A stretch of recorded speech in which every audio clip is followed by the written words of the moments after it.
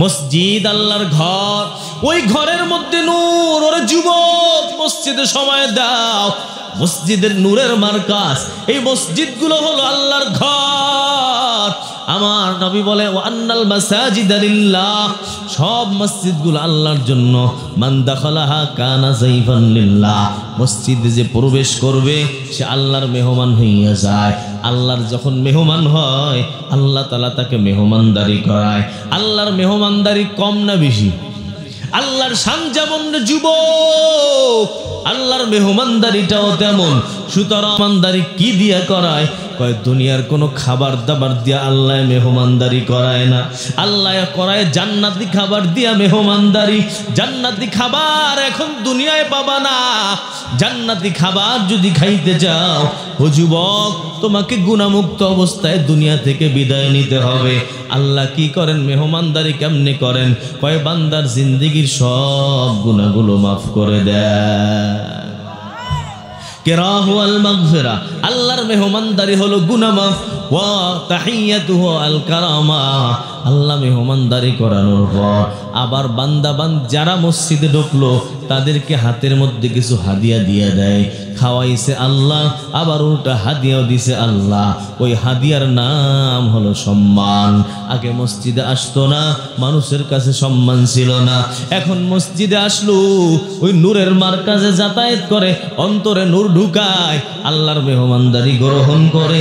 আল্লাহ তাআলা তার সম্মান দুনিয়ার মানুষের কাছে বাড়াইয়া দিল। আরে নবীর উম্মতের দল, এই জন্য নূরের মার্কাজ যেই জায়গায়, ওই জায়গাগুলোর মধ্যে যদি যাইতে পারো, অন্তরটা নুরানি হবে। অন্তরের মধ্যে যত রোগ আছে, ও মুসলমান, হিংসা আছে, বিদ্বেষ আছে, অহংকার আছে, গীবাত শিকায়াত আছে, বদনজরি আছে, যতগুলো কবিরা গুনাহ, সবগুলো কবিরা গুনাহ যদি বর্জন করো গো, অন্তরটাকে আল্লাহ নুরানি বানাইয়া দিবে। ও পর্দার অন্তরালের মা, তুমি বোরকার মধ্যে থাকো, তোমার অন্তরটাকে আল্লাহ নুরানি বানাইয়া দিবে।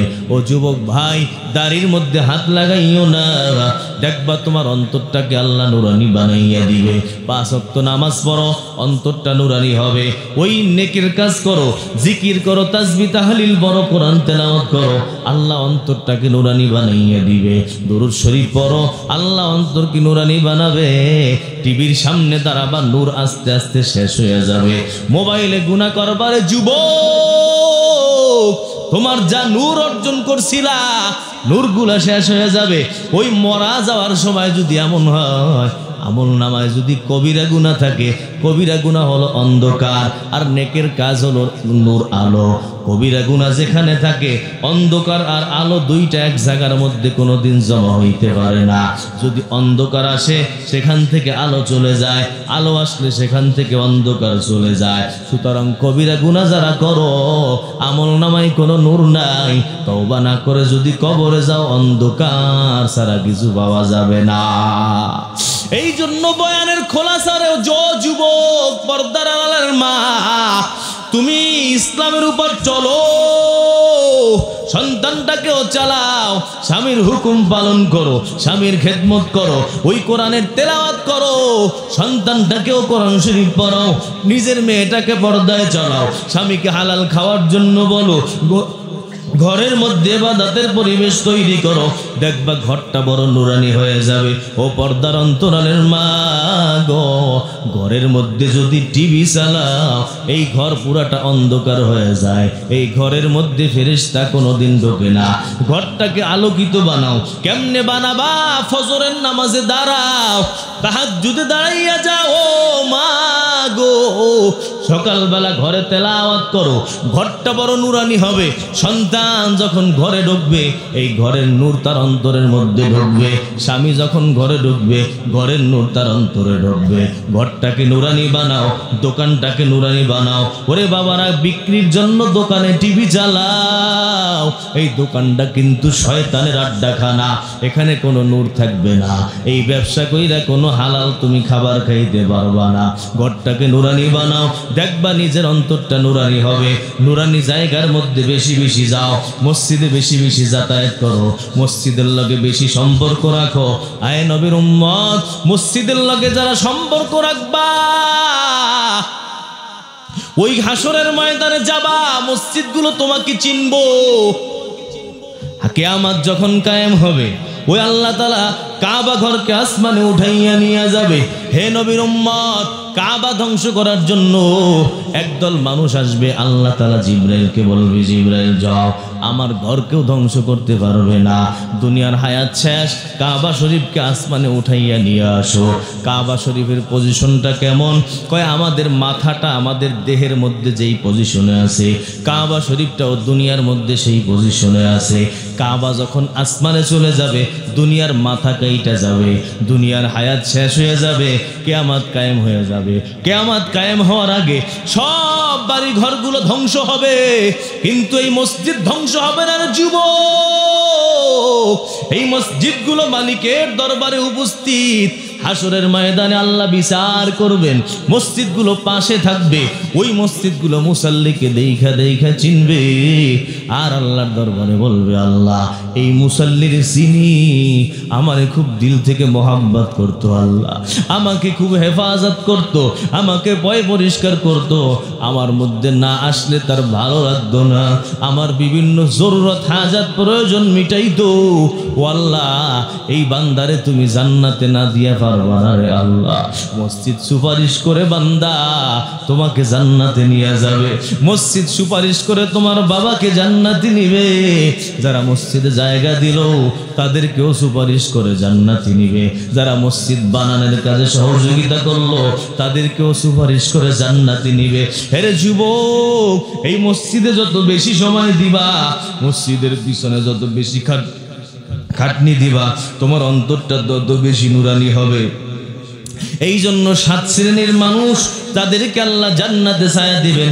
এর মধ্যে এক শ্রেণী হলো রাজুলুন কলবুহু মুআল্লাকুন বিল মাসাজিদ, আরশের ছায়া পাবে এক শ্রেণীর মানুষ, সেটার নাম হলো ওই মানুষ যার অন্তরটা মসজিদের লগে লাইগা থাকে।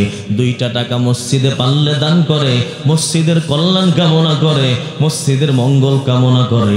মসজিদের সমস্যা দেখলে আল্লাহর বান্দার মনটা বড় খারাপ হয়ে যায়। এই মানুষটা মসজিদে যখন যায় আবার আরেক নামাজের অপেক্ষায় থাকে, কোনো নামাজ মসজিদ ছাড়া আল্লাহর বান্দা করে না, এই বান্দার জন্য মসজিদ সাক্ষী হয়ে যাবে। একটা ঘটনা শোনেন, খলিফা হারুন রশিদ বড় আল্লাহওয়ালা, বড় বুজুর্গ খলিফা, নিয়াত করছেন মসজিদ বানাবেন, দুনিয়ার কারো থেকে কোনো টাকা পয়সা নেবে না। আমার নবী বলেন, মান বানা লিল্লাহি মসজিদান বানাল্লাহু লাহু বাইতান ফিল জান্নাহ, যে মসজিদ বানায় আল্লাহ তার জন্য জান্নাতের মধ্যে বাড়ি বানাইয়া দেয়। হারুনুর রশিদ চিন্তা করলো, আল্লাহর জন্য আমি খরচ দিয়ে একটা মসজিদ বানাবো, আর কারো থেকে পয়সা নেব না। মসজিদ বানাইছেন, বানানোর পর রাত্রেবেলা স্বপ্নে দেখলো যে কিয়ামত, ওই হাসরের ময়দানে আল্লাহর বান্দা গেছে, 2টা জান্নাত দেখা যায়, 2টা বাড়ি জান্নাতে আল্লাহ তার জন্য বানাইছেন। হারুনুর রশিদ একটা বাড়ির মধ্যে ঢুকছেন, ওই বাড়ি থেকে বের হইছেন, বের হইয়া আরেকটা বাড়িতে ঢুকবেন। এখন ফেরেশতারা কয়, না না না, এই বাড়িতে তুমি ঢুকতে পারবা না, এটা তোমার বাড়ি না। হারুনুর রশিদ বলে, কেন? এটা তো আমার বাড়ির মতোই দেখা যায়, আমি মসজিদ বানাইলাম, ওই কারণে আমাকে বাড়ি দিছে, দুটা বাড়ি তো একই রকম দেখা যায়। ফেরেশতারা কয়, না না, একটা বাড়ি তোমার, আর একটা বাড়ি আর একজনের।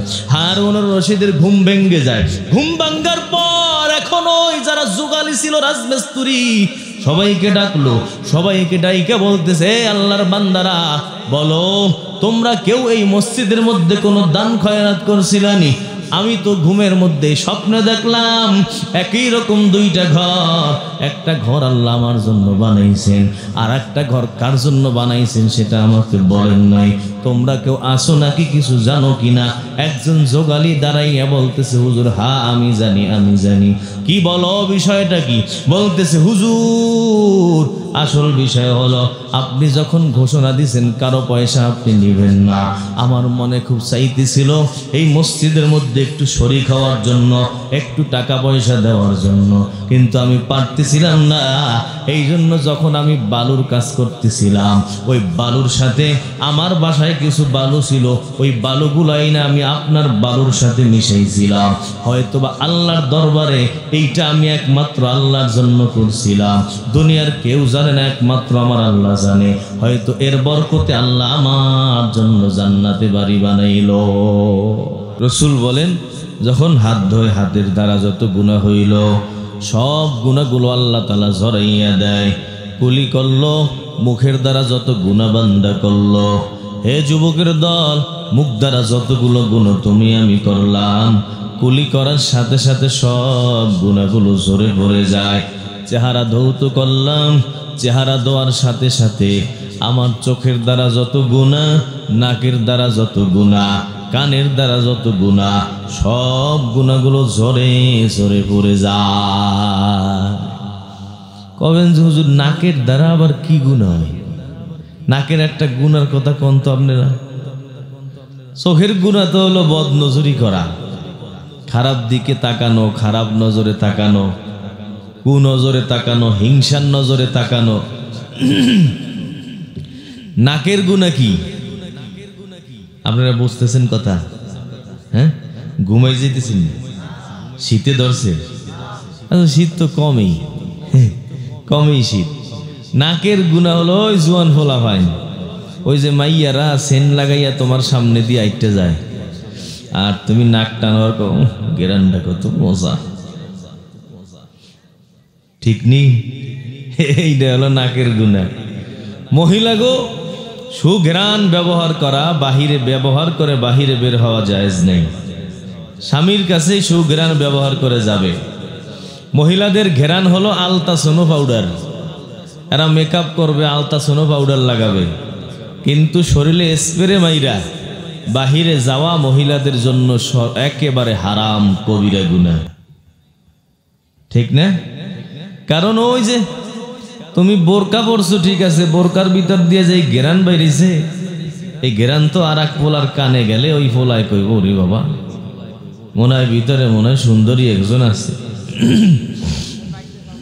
আর এইটা না শুরুতে সুন্দর ছিল, এটা এমন খেস খেস করে কেন? আপনারা মাইক যদি ভালো না আনেন, এই মাহফিল সুন্দর হইব না। বক্তার সুর যতই সুন্দর হোক, মাইকে যদি সাপোর্ট না দেয়, ওই বক্তায় কি গলা ফাটাই ফেলাবো?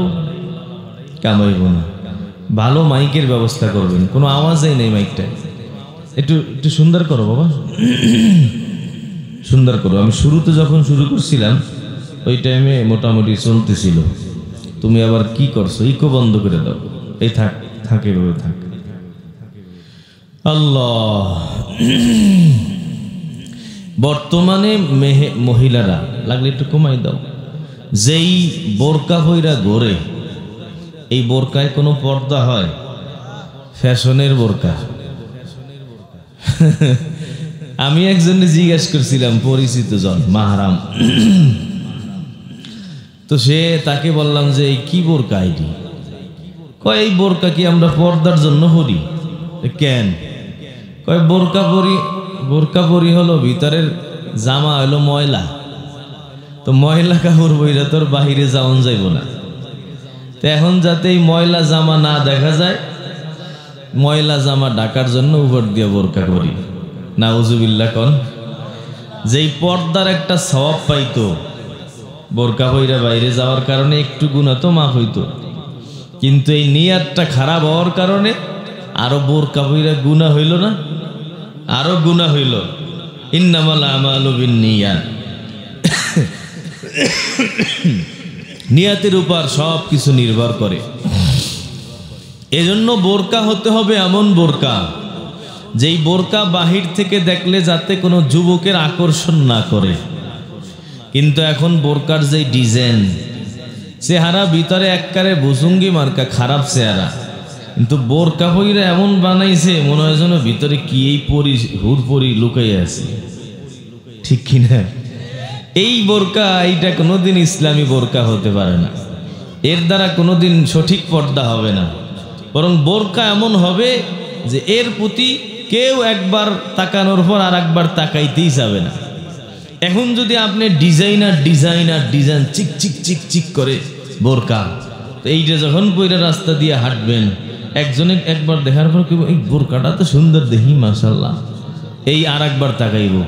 আপনি বোরকা না পরলে কেউ আপনার দিকে তাকাইতো না, আপনার চেহারা এত সুন্দর।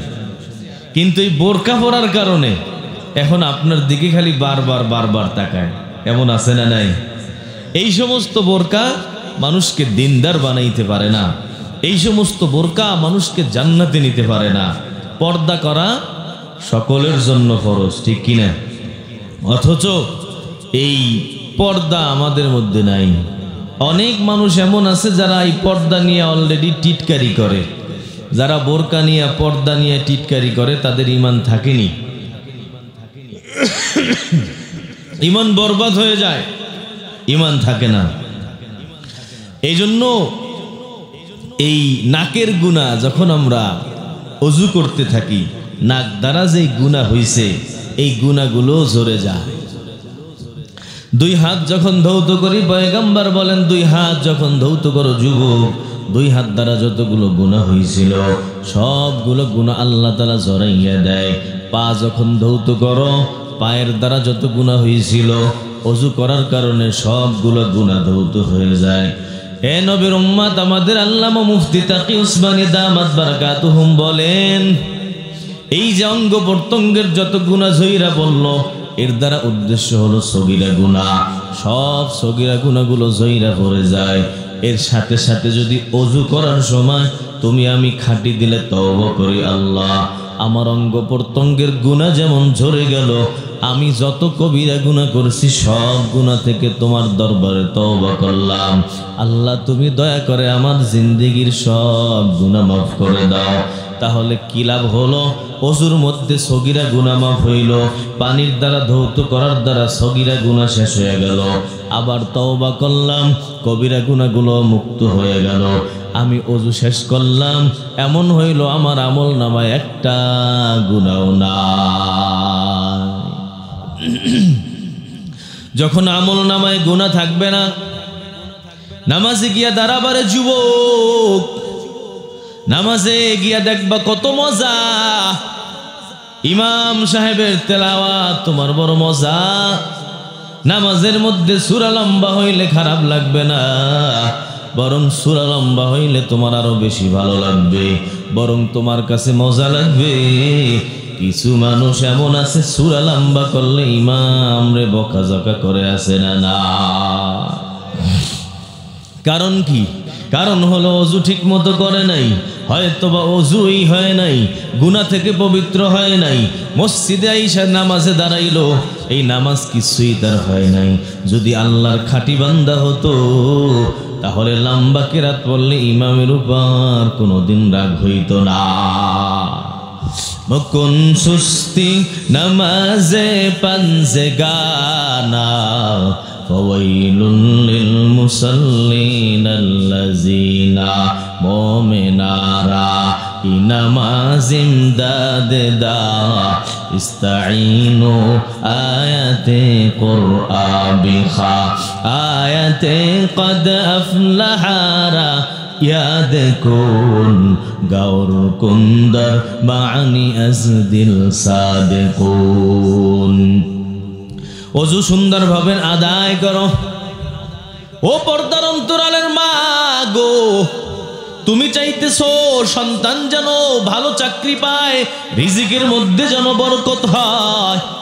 পর্দার অন্তরালের মা, ওযু সুন্দরভাবে করো, সুন্নাত তরিকায় ওযু করো, ওযুর মধ্যে দোয়াগুলো সুন্দরভাবে আদায় করো। ও পর্দার অন্তরালের মা, এই দোয়াটা বারবার পড়তে থাকো। আল্লাহুম্মা গফিরলি যামবি ওয়া ওয়াসসি'লি ফি দারি ওয়া বারিক লি ফি রিজকি। যত সময় ওযু শেষ না হবে তত সময় এই দোয়াটা তুমি পড়তে থাকো। আল্লাহ তোমার সংসারের মধ্যে শান্তির ফয়সালা করবেন, আল্লাহ রিজিকের মধ্যে বরকত দিবেন। ও পর্দার অন্তরালের মা গো, দোয়াটা না পারলে নিজে শিখো, সন্তানকে দোয়াটা মুখস্থ করাও। ও মুরব্বি বাবা, তুমিও বড় তোমার সন্তান যে কলেজে পড়ে, ইউনিভার্সিটিতে পড়ে, তাকেও তোমার সাথে সাথে নামাজে নিয়ে আসো। নামাজে আইনা দোয়া শিখাও, ওযু শিখো যুবক। আমলি ভাবে ওযু ইমাম সাহেবের কাছে শিখো। ওযু না শিখে অনেকে ওযু করতে পারে না, এমন ভাবে ওযু করলো, ওযু করার পরেও দেখা যায় হাতের কিছু অংশ শুকনা আছে, মুখ ধুইছে পাশের কিছু অংশ শুকনা। এই ওযু কইরা কিন্তু নামাজ কোনোদিন হবে না। যখন ওযু খুশুখুজুর শাহিদ হবে, সুন্দরভাবে ওযু করে ও যুবক মসজিদে যাও। মসজিদে গিয়া 2 রাকাত সালাতুল হাজাত, সালাত দুখুলুল মসজিদ পড়ো রে যুবক। জামাত এখনো 5 মিনিট দেরি আছে। তাহিয়াতুল ওযুর নিয়ত করো, দুখুলুল মসজিদের নিয়ত করো রে যুবক। ওই নামাজ আদায় করার পর জামাতের জন্য অপেক্ষায় থাকো। মসজিদে কোনো কথাবার্তা বলবা না। ও নবীর উম্মত, জামাত যখন দাঁড়াবে শুরুতেই দাঁড়াইয়া যাও, তাকবীরুল্লাহর সাথে শরীক হও রে যুবক। নামাজের মধ্যে দেখবা কত মনোযোগ, আর নামাজের মধ্যে শয়তান বাহিরের চিন্তা আনতে পারবে না, কারণ তোমার ওযুর মধ্যেই তো বাহিরের চিন্তা আনে নাই। আমাদের নামাজে খুশুখুজু থাকে না, কারণ ওযুর মধ্যেই আমাদের খুশুখুজু নাই রে যুবক। যখন আমরা ওযু করলাম, 12 চিন্তায় ওযু করলাম, 12 কথাবার্তা বললাম আর ওযু করলাম। আমার নবী পয়গম্বর হাদিসে বলেন, যখন কোনো বান্দা ওযু করতে বসে 4 জন ফেরেশতা তার উপর একটা রহমতের চাদর বিছানা বিছাইয়া ধরে, সুন্দরভাবে উপরে একটা চাদর বিছাইয়া ধরে। যখন কথা বলে একটা একটা কোণা ছাড়তে ছাড়তে 4টা কোণাই তার ছাইরা দেয়। তার ওযুটা সুন্দরভাবে আদায় হয় না। এই ওযু লইয়া নামাজে দাঁড়াইলে নামাজেও শয়তান বাহিরের কথা মনে করায় না। ওযুটা সুন্দরভাবে করো, দেখবা নামাজটাও বড় মজাদার হয়ে যাবে। আমার হে যুবক, পয়গম্বর হাসরের ময়দান যখন কায়েম হবে, হাসরের ময়দানের মধ্যে পয়গম্বর বলেন, আমি আমার উম্মতকে চিনব। হে যুবক, 1 নম্বর চেনার আলামত হলো উম্মত যেইভাবে যেই ওযু করতো, যে অঙ্গ প্রত্যঙ্গগুলো ধৌত করতো, ওই অঙ্গ প্রত্যঙ্গগুলো কিয়ামতের ময়দানে চকচক চকচক করতে থাকবে। কখন করবে? ওই আমার ওযুটা যখন সুন্নাত তরিকায় হবে, আমার ওযুটা যখন সুন্দর হবে, আমার ওযুটা যখন একমাত্র আল্লাহ তাআলার জন্য হবে। যদি ওযুটা আল্লাহর জন্য হয়, সুন্নাত তরিকায় হয়, নবী যেমন ওযু করছিল সেইভাবে যদি আমার ওযুটা হয়, এই ওযুর কারণে অঙ্গ প্রত্যঙ্গ সবগুলা চকচক করবে।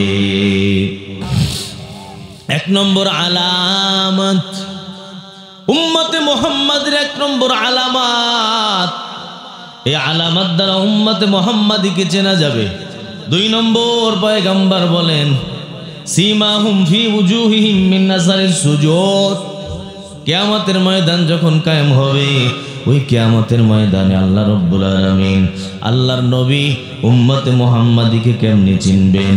কয় উম্মতে মুহাম্মাদী যারা আল্লাহর জন্য সেজদা করবে, আল্লাহর জন্য যারা নামাজ আদায় করবে, যাদের নামাজের মধ্যে কোনো ডিস্টার্ব নাই, দুনিয়ার কোনো ধান্দা নাই, দুনিয়ার কোনো মাকসাদ নাই, একমাত্র আল্লাহর জন্য নামাজ পড়লো, ওই উম্মতে মুহাম্মাদীর কপাল বড় চমকাইতে থাকবে।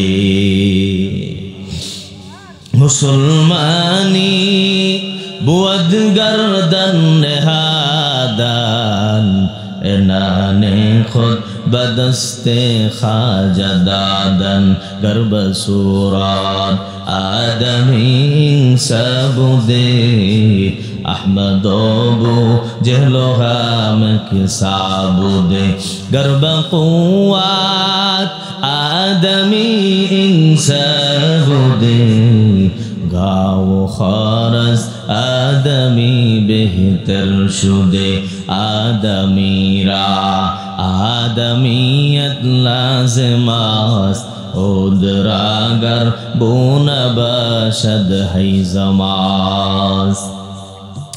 তাহলে 2 নম্বর আলামত, সেজদার জায়গা, কপাল সেজদার জায়গাগুলো চমকাইতে থাকবে। হেরে নবীর উম্মত, সেজদা করার জন্য কপালের প্রয়োজন হয়, নাকের প্রয়োজন হয়, দুই হাতের প্রয়োজন হয়, দুই হাঁটুর প্রয়োজন হয়, দুই পায়ের প্রয়োজন হয়। আমার নবী বলেন সেজদার জায়গাগুলো আল্লাহর দরবারে কিয়ামতের ময়দানে চমকায়। এই আলামত একমাত্র উম্মতে মুহাম্মাদীকে দিয়েছেন, আর কাউকে আল্লাহ এই আলামতগুলো দেন নাই। সুতরাং উম্মতে মুহাম্মাদীর এই আলামত দেখা পয়গম্বর উম্মতে মুহাম্মাদীকে চিনবেন। 3 নম্বর আলামত, হেরে যুবক করে মুসলমানের উম্মত শোনো, আমার নবী বলেন উম্মতে মুহাম্মাদীর আমল নামা ডান হাতে দেওয়া হবে। সব উম্মতের আমল নামা ডান হাতে দেওয়া হবে না, বরং শুধুমাত্র আমার উম্মতে মুহাম্মাদী যারা জান্নাতি বান্দা হবে তাদের আমল নামা তাদের ডান হাতের মধ্যে দেওয়া হবে। আমার নবী বলেন ডান হাতে আমল নামা দেখা আমি আমার উম্মতদেরকে চিনতে পারবো। 4 নম্বর আলামত, ওই উম্মতি মুহাম্মাদী যারা হবে ইয়াসআ নূরুহুম বাইনা আইদিহিম ওয়া বিআইমানিহিম, কিয়ামতের ময়দানে তাদের নূর চমকাইতে থাকবে। ডানে নূর চমকাবে, বামে নূর চমকাবে, সামনে নূর চমকাবে, পেছনে নূর চমকাবে। এই নূর দেখে আল্লাহর নবী উম্মতে মুহাম্মাদীকে চিনবে। ইয়াসআ নূরুহুম বাইনা আইদিহিম, এই কথাটা আল্লাহ এক আয়াতের মধ্যে বলছেন। ইয়াউমা তারাল মুমিনিন, ও পয়গম্বর কিয়ামতে আপনি দেখবেন মুমিন যারা তাদেরকে দেখবেন, অল মুমিনাত মুমিন পুরুষ মুমিন মহিলাদেরকে দেখবেন। ইয়াসআ নূরুহুম বাইনা আইদিহিম ওয়া বিআইমানিহিম, তাদের নূরগুলো চমকাইতে থাকবে তাদের সামনে, তাদের ডানে, তাদের বামে, তাদের পেছনে। ইয়াসআ নূরুহুম বাইনা আইদিহিম, নূর চমকাবে। আল্লাহ বলেন বুশরাকুমুল ইয়াওমা জান্নাত, যাদের সামনে ডানে বামে পিছনে নূর চমকাবে তাদের জন্য জান্নাতের সুসংবাদ, জান্নাতের সুসংবাদ। সুতরাং তোমরা যারা নূরওয়ালা হবা সোজা জান্নাতের মালিক হয়ে যাবা। जन्नतो दोज़ख से यार अब क्या करो, आरज़ू है मैं तुझे देखा करो। और गिल्मा जितनी नेमत है ओ सबसे बेहतर नेमत दीदार ओ। এখন কথা হলো হাসরের ময়দানে নূর আল্লাহ রব্বুল আলামিন দিবেন। বুশরাকুমুল ইয়াওমা জান্নাতুন তাজরি মিন তাহতিহাল আনহার, এরপরে আমার আল্লাহ বলেন যালিকা হুয়াল ফাউজুল আযীম। যারা নূর পাবা তোমরা বড় সফল, বড় সফল, এটাই বড় সফলতা।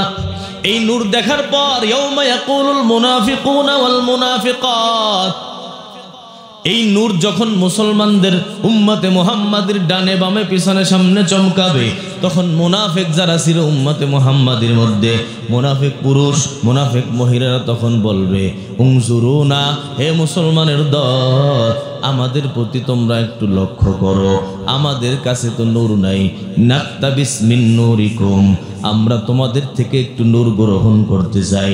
এরে যুবকের দল, হাসরের ময়দান বড় অন্ধকার, নূর ছাড়া একটা মানুষ হাসরে কিছুই দেখবা না। যাদের নূর থাকবে না তারা কিছুই দেখতে পাবে না। নূর মানে হলো আলো। কয় হাসরের ময়দানে উম্মতে মুহাম্মাদীর আলো থাকবে, লাইট থাকবে, তারা লাইট দিয়া দেখে দেখে হাসরের ময়দানে চলবে। কিন্তু মুনাফিকদের কোনো লাইট নাই, কোনো আলো নাই। তারা এখন চিন্তা করবে আমরা যখন দুনিয়ায় ছিলাম যাদের লাইট থাকতো না, এরা লাইটওয়ালাদের পেছনে পেছনে চললে তাদের গন্তব্য পর্যন্ত পৌঁছতে পারতো।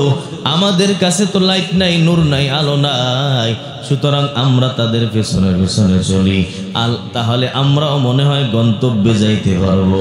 এই জন্য ওই মুনাফিকের দল, কাফের মুশরিকের দল উম্মতে মুহাম্মাদীকে ডাকবে, ও উম্মতে মুহাম্মাদী তোমরা একটু দাঁড়াও, উনজুরুনা আমাদের প্রতি একটু লক্ষ্য করো, নাকতাবিস মিন নূরিকুম আমরা তোমাদের থেকে একটু আলো নিতে চাই, নূর নিতে চাই।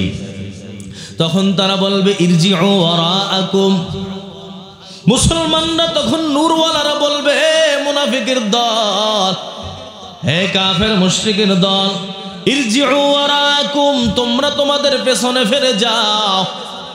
আমরা পেছন দিক থেকে নূরটা নিয়ে আসছিলাম, তোমরাও পেছনে যাও, নূর পাবা।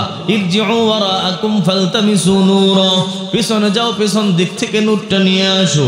ফাদুরিবা বাইনাহুম বিসুরিন লাহু বাব, আমার আল্লাহ বলেন তখন তারা মনে করবে পেছনে মনে হয় কোনো জায়গায় নূর আছে, কোনো জায়গা থেকে মনে হয় আলো দেওয়া হয়। তারা নূর আনার জন্য, আলো আনার জন্য পেছনের দিকে যাবে।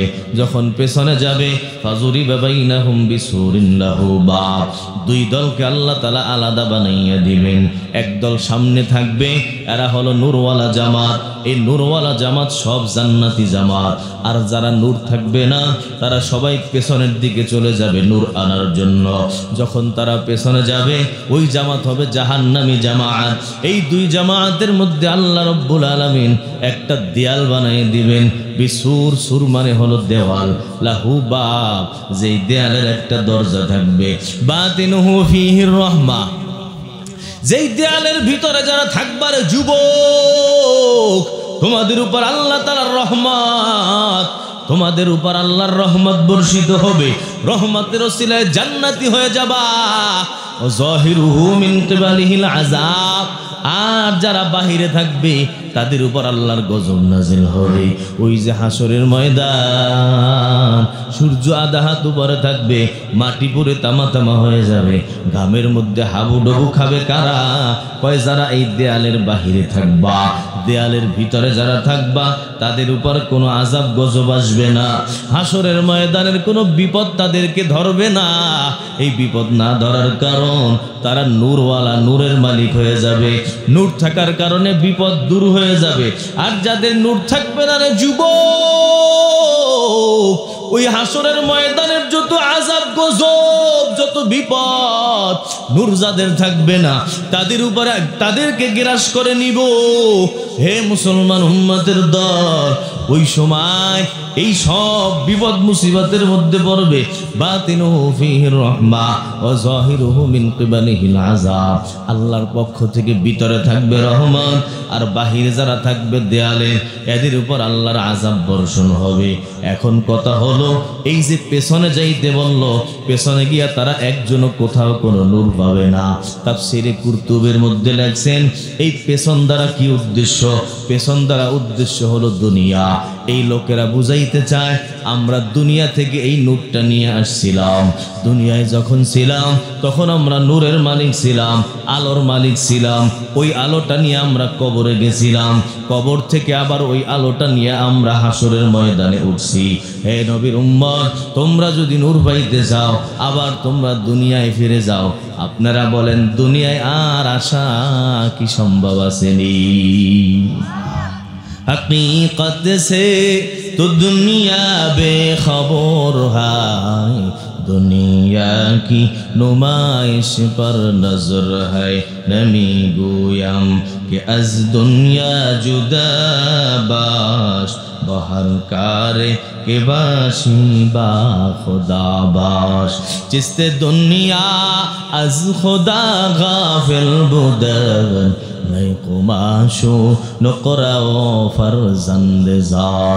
একবার কবরে গেলে আর কেউ ফিরে আইসিনি। আসছে? আর কেউ আসে নাই, কবরে যাবনি। মৌতু কাসিন কুল্লু নাসিন শারিবু, কবরু বাইতিন কুল্লু নাসিন দাখিলু।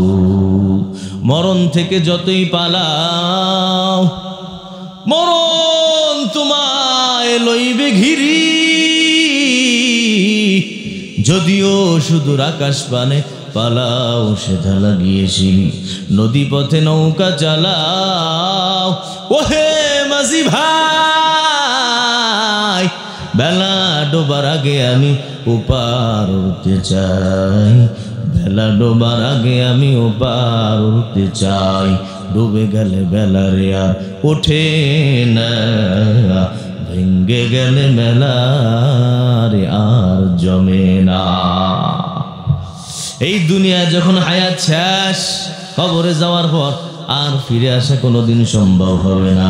এখন কথা হলো, ওই যারা নূরের মালিক তারা বলবে আমরা দুনিয়া থেকে নূরটা নিয়ে আসছি, সুতরাং তোমরা যদি নূর পাইতে চাও দুনিয়ায় আবার ফেরত যাও। দুনিয়ার ফেরত যাওয়া কারো পক্ষে সম্ভব হবে না। আর যেহেতু নূরও পাবে না, আল্লাহর আযাব গজব জাহান্নামে তারা যাবে। জাহান্নামে পুইরা পুইরা যখন গুনাহ শেষ হবে একটা পর্যায়ে, তখন তারা অনেক পরে জান্নাতে যাবে। জান্নাতে যখন মুক্তি পাওয়া যাবে, তখন ওই বিধর্মীরা কাফের মুশরিকের দল, তখন তারা বলবে হায় আল্লাহ, যদি আমরা মুসলমান কমপক্ষে হইতাম। আজকে তো এই মুসলমানরা অনেক শত শত বছর পরে মুক্তি পাইল, আমরা মুসলমান হই নাই, যার কারণে আমাদের আর কোনো মুক্তির ব্যবস্থা নাই। যদি আমরা মুসলমান হইতাম, শেষে আইসা হলেও কমপক্ষে মুক্তি পেয়ে যাইতাম। রুবামা ইয়াওয়াদ্দুল্লাযীনা কাফারু, আমার আল্লাহ কোরআন শরীফের মধ্যে বলেন, রুবামা ইয়াওয়াদ্দুল্লাযীনা কাফারু লাউ কানু মুসলিমুন। কাফেরের দল ওই হাসরের ময়দানে যখন দেখবে মুসলমানরা নাজাত পাইয়া গেল, গুনাহগার কিন্তু মুসলমান, তারপরেও সে নাজাত পাইল 1000 বছর পর, ওই কাফের মুশরিকের দল বলবে হায় আল্লাহ, কমপক্ষে যদি নামকে অস্তেও মুসলমান হইতাম, ইসলামটা নিয়ে কমপক্ষে যদি কবরে যাইতাম গো, অনেক বছর পরে হইল মুক্তি পাইয়া যাইতাম। ঠিক কিনা বলো? হে নবীর উম্মত, মুসলমানের দল, ওই কিয়ামতের ময়দানে মুসলমান যারা হয়ে যাবা, অনেক দিন পরে হলেও তোমাদের জন্য জান্নাত। আহারে, এজন্য কমপক্ষে মুসলমান যারা আছি, যতটুকু থাকি, ঈমান যদি সামান্য পরিমাণও থাকে, এটাও এক সময় কাজে দিবে। যাররা পরিমাণ ঈমানও যদি থাকে, এই ঈমান তাকে এক সময় ওই জান্নাত পর্যন্ত পৌঁছাবে। তাহলে এখন আসেন, এই যে মানুষগুলা, এরা যে নূর পাইল দুনিয়া থেকে, এরা নূরটা নিয়ে গেছে, যাওয়ার কারণে আল্লাহ এদের কবরটাকে জান্নাত নূর বানাইছিলেন, ওই আলো দিয়ে কবর আলোকিত হয়েছে। আবার হাসরের ময়দানে যখন উঠবে, ওই নূরটা তাদের থাকবে। এখন কথা হলো, এই নূর কিন্তু সবার সমান না। সবার সমান? আপনি বলেন, এই দুনিয়ায় যারা আছে সবাই কি একরকম টাকার মালিক? কেউ বেশি টাকার মালিক, কেউ কম টাকার মালিক।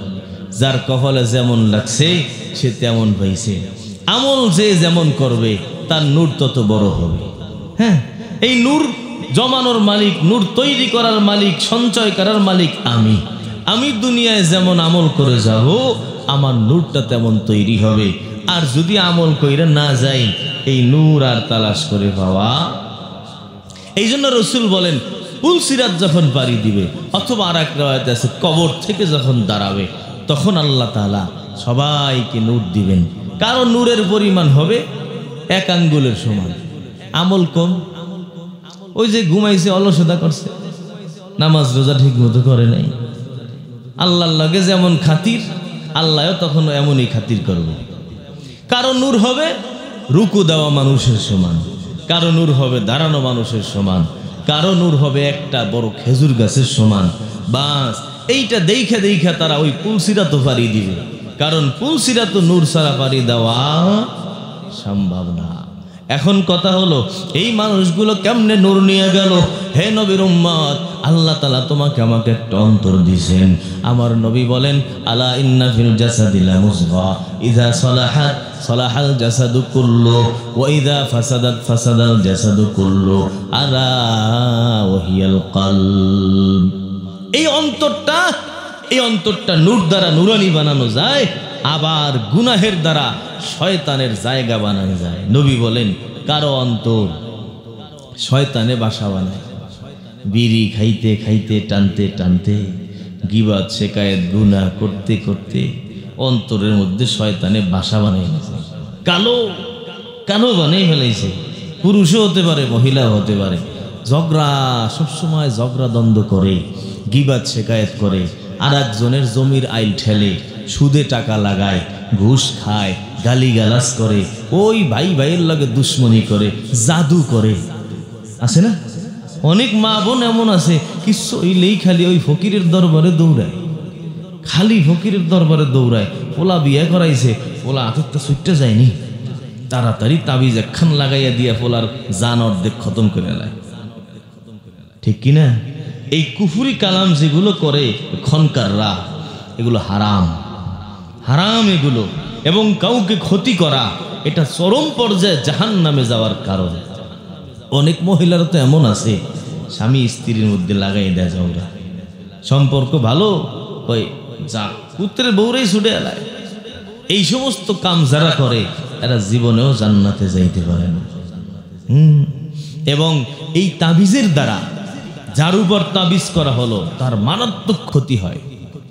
এক তো হলো তার আপনি এই তাবিজ কুফুরি কালাম কইরা মাথা বাঁকা বানাই ফেলাইছেন। যেই মানুষটার মাথা আগে ঠান্ডা ছিল এখন গরম হয়ে গেছে। আপনি বলেন সবসময় মাথা গরম থাকলে সে অসুস্থ হবে না? একটা পর্যায়ে তার হার্ট নষ্ট হয়, হার্টে ব্লক হয়, এই মানুষটা দুনিয়া থেকে তাড়াতাড়ি বিদায় হয়ে যায়। অনেক বউরা আছে স্বামীরে আত করার লাইগা এই তাবিজ করে, তাবিজ কইরা পরে কয়দিন পর স্বামী যায় আতেরটা সুইটটা মইরা কবরে গিয়া ব্যাটকেই থাকে। ঠিক নেই? কেন তোমার এত সব খাওয়ান লাগবো কেন? এই স্বামীর মা আছে, বাপ আছে, তোমার যেমন হক আছে আর মা বাপেরও তো হক আছে। তুমি আইসা এখন একেবারে সব খাইয়া ফেলাবা আর কেউরে কিছু খাইতে দিবা না, এ তুমি পাইছো কই? তুমি কি নবীর উম্মত? নবীর উম্মত যদি হয়ে থাকো, আল্লাহর নবী এই কুফুরি কালাম জাদু মধুর দ্বারে কোনোদিন গেছেনি? আরে আজকে আমরা এগুলো করে করে আমাদের ইমান আমল আখলাক সব ধ্বংস বানাই দিয়েছি। নামাজ নাই, রোজা নাই, তেলাওয়াত নাই, জিকির নাই, ওই ঘুমায় বেনামাজি অবস্থায়, সকালে আবার ওঠে ভিতরে হিংসা বিদ্বেষ, পাশের বাড়ির লগে ঝগড়ার পর ঝগড়া, বছরের পর বছর লাইগেই রয়েছে। ওই ননদের সাথে ঝগড়া, ওই জায়ের সাথে ঝগড়া, পাশের বাড়ির সাথে ঝগড়া, আছে না নাই? এইগুলো যারা করে তাদের অন্তরে সামান্য পরিমাণও নূর নাই। এদের অন্তরগুলো একেবারে অন্ধকার কলুষিত হয়ে আছে। এই অবস্থায় মারা গেলে একটা আমলও কবরে নিয়ে যাওয়া যাবে না, কারণ যেই জায়গায় নূর নাই ওখানে কোনো সওয়াব নাই। শোনেন, আল্লাহ নূর, আর যেই অন্তরে নূর থাকে ওই অন্তরে আল্লাহ তার জায়গা বানায়, বসার জায়গা। আর শয়তান হলো পচা গান্দা কালো কুচ্ছিত। শয়তানের চেহারা দেখছেন? মানুষ যে শয়তান আঁকে না, ওটা কেমনে আঁকে? সুন্দর, ভূতের মতো, তাই না? একের কালো মালো ভূত, এটা হলো শয়তান। তো যে অন্তরগুলো কালো থাকে ওই অন্তরগুলো শয়তান জায়গা বানায় নেয়, এমনভাবে জায়গা বানায় যে ওখানে আর একটা নেকিও থাকে না। গুনাহ, প্রত্যেকটা গুনাহ অন্ধকার কালো, প্রত্যেকটা গুনাহ কালো, প্রত্যেকটা নেকি আলো। বলেন, প্রত্যেকটা নেকি আলো, প্রত্যেকটা গুনাহ কালো, এবং প্রত্যেকটা নেকি নূর। হা, ঘেরান ঘেরান ঘেরান। নবীর এত ঘেরান ছিল শরীরে, আল্লাহর নবী যখন রাস্তা দিয়ে হাঁটতেন তখন মাইলকে ঘন্টাকে ঘন্টা ওই রাস্তায় ঘেরান থাকত। সাহাবায়ে কেরাম বুঝতেন যে এই রাস্তা দিয়ে নবী হাইটা গেছে, 2 ঘন্টা পরে গেলেও ওই ঘেরান তালাশ করে পাওয়া যায়। আরে আল্লাহ, এই কিসের ঘেরান বলেন তো? নেকের ঘেরান, নেকের ঘেরান, অন্তর নুরানি, এই নুরানি অন্তরের ঘেরান। আর দেখবেন যেগুলোর অন্তর কালা, ওগুলো যতই সেন লাগায় কাম হয় না, ওই বীরের গন্ধ ঠিকই বাইরে, ওই সুদ খাই যে সুতের গন্ধ ঠিকই বাইরে। এগুলা ভয়তে কোনো এলাকায় থাকতেও পারে না। এটিরে আল্লাহ কোনো জায়গার মধ্যে স্থায়ীভাবে বসবাস করারও সুযোগ দেয় না। ভয় ভয় কেন? ওই যে অন্ধকার এসে চাইপা ধরে, ভয়, খালি ভয় পায়। আমাদের দেশে এক সুদখোর আছে, বিশাল বড় সুদখোর। এই সুদখোরের বাড়িতে বছরে 1 ঘন্টা এসেও থাকতে পারে না। কোথায় থাকে কেউ জানেও না, জানেও না। দূর দূর কোথাও 1 দিন 2 দিনও থাকবো না, ওই জায়গার থেকে আর এক জায়গা, ওখান থেকে আর এক জায়গা। ওর অন্তরে আল্লাহ শান্তি রাখে। কারণ এই সুদ, ঘুষ, জেনা, বেবিচার, মদ, এগুলো হলো জাহান্নাম। এই জাহান্নাম যারা লইয়া ঘরে এরা কোনো দিন শান্তি পায় না। এই জন্য পর্দার আড়ালের মা বন্ধ করেন তাবিজ, ছেলেকে সুস্থভাবে বাঁচতে দেন, আপনার মেয়েটাকে সুস্থভাবে বাঁচতে দেন, স্বামীকে সুস্থভাবে বাঁচতে দেন। তাবিজ কুমারের পিছনে দৌড়ায়েন না। আর এই তাবিজ তোমার এগুলো যারা ওই কুফুরি কালাম কইরা করে সবগুলো হারাম। আল্লাহর নাম দিয়া যদি কেউ তাবিজ লেখে ওইগুলা জায়েজ আছে। মনে করেন কোন দোয়া লেখে দিছে, 3 কুল লেখে তাবিজ লেখলো, 3 কুলের অনেক ফজিলত। 3 কুল যে পড়বে তারে শয়তানে ধরবে না, তার বিপদ আপদ আসবে না, তার অ্যাক্সিডেন্ট হবে না, আগুন লাগবে না, ওই বিপদ আপদ ধরবে না। সকালে 3 বার 3 কুল হু আল্লাহ 3 বার, ফালাক 3 বার, নাস 3 বার কইরা পুরা শরীরে ফু দেবেন। আবার মাগরিবের সময় 3 বার, কোনো বিপদ আসবে না। এবং কেউ যদি জাদু করে ওই জাদুও লাগবে না যদি আপনি নিয়মিত আমল করেন, একদিনও বাদ না দেন। এবং রসুল বলেন, আব্দুল্লাহ ইবনে মাসউদকে বলছেন যে কাফিকা মিন কুল্লি শাই, হে আব্দুল্লাহ মাসউদ, এই 3 কুল তোমার জন্য সব কিছু থেকে যথেষ্ট। 2 ব্যাখ্যা। এক ব্যাখ্যা হলো যত বিপদ আপদ আছে, জিনে ধরে, ভূতে ধরে, বান মারে, অ্যাক্সিডেন্ট হয়, আগুন লাগে, এই সব কিছু থেকে আল্লাহ তোমাকে বাঁচাবে। 2 নম্বর ব্যাখ্যা হলো অন্য অন্য যত ওজিফা তুমি পড়তা, কোনোদিন যদি অন্য ওজিফা না পড়তে সময় না পাও, কমপক্ষে 3 কুল পড়ছো, তাহলে এই 3 কুলের মধ্যে ওই যত ওজিফা তুমি পড়তা সব সওয়াব আল্লাহ এই 3 কুলের মধ্যে রেখে দিছে। এবং ওই যত ওজিফার যত ফায়দা উপকার ছিল এই সব উপকার আল্লাহ তাআলা এই 3 কুলের মধ্যে রেখে দিছে। এটা আমল করবেন তো ইনশাআল্লাহ? কে কে করবেন হাত দিয়ে জাগান তো। নারায়ে তাকবীর। আল্লাহ কবুল করো।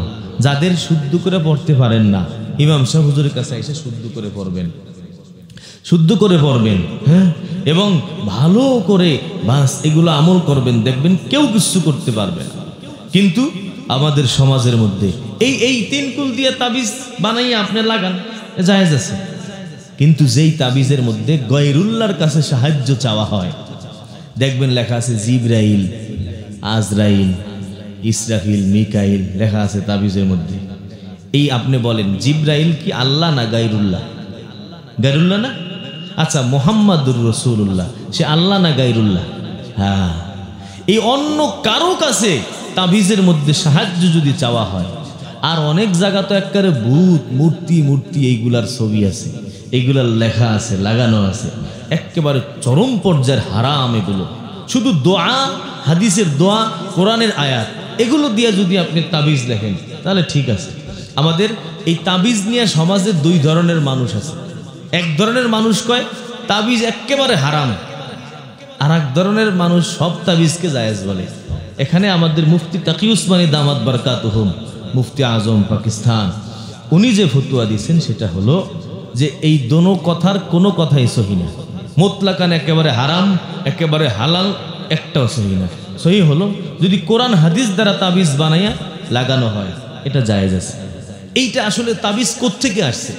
আমাদের মুফতি তাকি উসমানী দামাত বারকাতুহুম বলেন যে তাবিজ আসছে হলো সাহাবায়ে কেরামদের মধ্যে থেকে অনেকে, নবী বিভিন্ন দোয়া বলতেন, বিভিন্ন আমল বলতেন, কিন্তু ওই সাহাবী এত বুড়া বা মেধা এত কম, মুখস্থ করতে পারত না।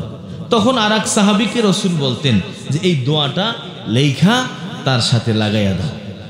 ওই সময় থেকে এই তাবিজটা আসছে। তখন ওই সূরা ফাতিহা লেখা তার সাথে লাগাই দিত, আয়াতুল কুরসি লেখা তার সাথে লাগাই দিত, ওই সময় থেকে আসছে। তাহলে এগুলো যদি হয় এটা তাবিজ জায়েজ। অক্ষর দিয়া তাবিজ লেখা আছে না, দেখেন না অক্ষর লেখা আরবিতে টান টান দেওয়া, এগুলো অক্ষর, আরবি অক্ষর। অক্ষর দিয়েও তাবিজ লেখা জায়েজ নেই। কেন? কারণ এই আরবি অক্ষরের মধ্যে কি বলছে আপনি বোঝেন? যে তাবিজ লেখছে সে বোঝে? কেউ বোঝে না। যখন বুঝি না, এর মধ্যে গায়রুল্লাহর কাছেও তো সাহায্য চাওয়া হইতে পারে, সুতরাং এটাও জায়েজ নেই। এই ভাই শেষ করে দিব, বয়ান শেষ হয়ে যাইব, এই অল্প টাইম পরে ইনশাল্লাহ মোনাজাত হবে। তাহলে আমি যেই কথা বলতেছিলাম যে আমাদের অন্তরে নূর নাই কেন? আমরা এই যে অন্তরটাকে কালো বানায় রাখছি।